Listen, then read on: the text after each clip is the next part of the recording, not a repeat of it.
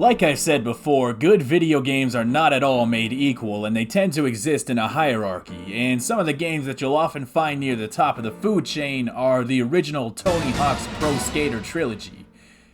Wait, really? Tony Hawk? I mean, I'm not dissing Tony Hawk, but I mean, really? Tony Hawk? Well, apparently so. According to numerous top 100 games of all time lists, Pro Skater games appear to be some of the very best video games you can play. Like this one, where it's literally the best game in the world, second only to Ocarina of Time, out of almost literally 197,000 video games. Now think about all the best video games you've ever played: Metal Gear Solid, Halo, Bioshock, Portal, Super Metroid, Doom Eternal, San Andreas, Final Fantasy VII, Half-Life, Mario. These are some of the greatest video games in the world. And apparently, none of them mean shit when Tony Hawk steps into the ring. You might be looking at this list and thinking, no, Bino, this is an old list from like 2001, it's outdated. But nope, if you scroll down, you'll see a little video game called Elden Ring, which came out last Tuesday. Not only is this list up to date enough to contain something as recent as Elden Ring, but Tony Hawk's Pro Skater is actually the better game. Really. These games are apparently so damn good that they remade Pro Skater 1 and 2 back in 2020, like literally a fully fledged Unreal Engine 4 remake. As it turns out, these games are legendary. My earliest memories of the Tony Hawk games was actually Tony Hawk's Underground on the GameCube from when I was little, and I actually kinda hated it. Not because it was a horrible game, but because my older brothers would always be playing them for hours at a time on the weekend when I wanted to play Pikmin. We only had one GameCube and one TV, so I'd just be sitting there getting silently more and more pissed off, and they kept going like I wasn't even there. There was also one time I played it during university, and a really weird glitch happened where Chad Muska started gliding around on the floor on his back, and I lost my mind, and it was amazing. On the other hand, I've never really been a fan of any kind of sports simulator game, because I think things that are largely feasible to do in real life tend to make for a relatively uninteresting video game. Anybody can kick a soccer ball around or toss a pigskin through the air or slap some pucks or balls with a stick. We can't all do it particularly well, you know, there's only one Dwayne "The Rock" Gretzky, but these are all still decidedly earthly activities for most people, as compared to shooting fire out of your mouth, using a bird as a bayonet, or paying off your student loans.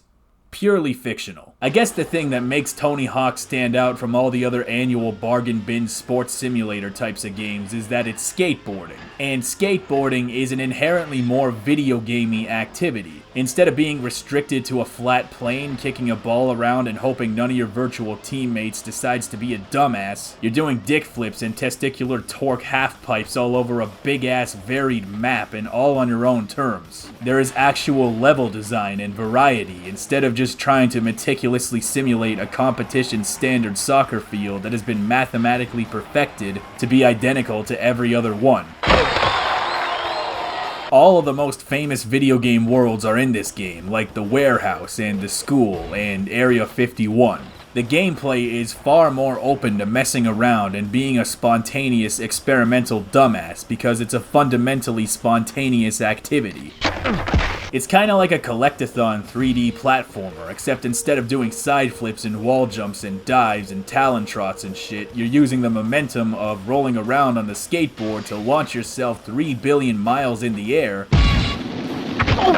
to collect letters and tapes and smash cop cars and do ollies over the homeless, which is a South Park episode. It's like Banjo-Kazooie, but for the cool kids. And by the way, this doesn't matter at all, but in one of the development commentaries for Banjo-Kazooie, they actually revealed that Banjo was originally based loosely on a skateboarder archetype. He had like a baseball cap and he had this jump kick move. It was really stupid, but at least the comparison comes full circle now. Pro Skater is probably not the first thing that comes to mind when you think of challenge and difficulty, save for getting the big scores. Except you have to get the big scores so you can get more Paramount VHS tapes and unlock all the levels and stuff.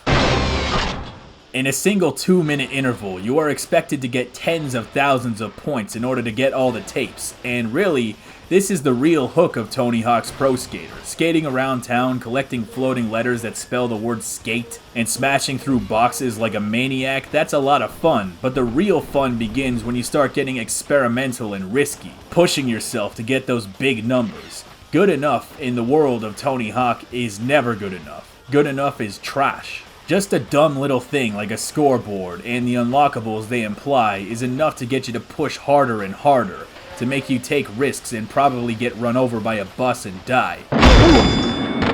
You try things and realize that they're not working, so you start researching, what can I do to make this better? There are all kinds of special moves and combos that you need to string together. I picked Chad Muska because I'm a Muska male, which is even more rare than Sigma, I might add. And he just goes crazy on this game, pulling front flip 50-50 shove-its, nipple flips on the slopes. I have no idea what I just said. It really is a lot like a fighting game, where there are so many little technicalities and variables, and the skill ceiling is remarkably high. I've seen people go like absolutely sacrilegious on this game, and it is absurd. Playing this game is an exercise in idealism versus realism. I see these crazy YouTube people getting 83,000 combos, and I think, oh yeah, I can do that, and then I try it and it doesn't fucking work, and I get really mad and I start yelling outlandishly horrible things at the screen. This game will make you want to run headfirst through a glass window.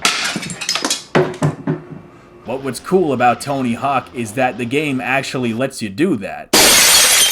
Getting an absolutely fire score in Tony Hawk means nailing one frame-perfect maneuver after another, and hoping to God that you remember the inputs on the fly and nail them. And on top of that, you have these dickhead competition things where you have to get 3 fire scores in 3 1-minute heats in a row. You really gotta be consistent in this game.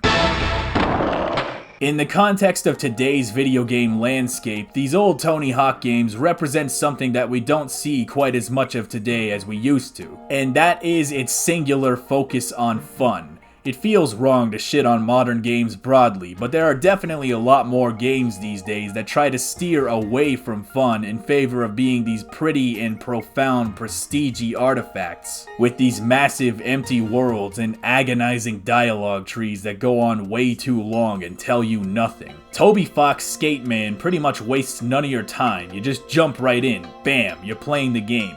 No cutscenes, no tutorials, no long-ass backstory on how Chad Muska got his backpack, no waypoints and markers or anything like that, just bam, go crazy. It's kinda like Star Fox 64 in that way, in that the entire game is the fun part, and it doesn't try to distract you or pull the wool over your eyes with superficial nonsense. So how do I rank the Pro Skater games? Well, they're definitely not the best games ever made, but the best way to describe them is to say that sometimes you just got that itch, you know what I mean? And sometimes that itch can only be scratched with Tony Hawk. There is no other game that can really nail it the way Tony Hawk does, and I have pretty much nothing bad to say about it simply because of that. Except the competitions, I hate those.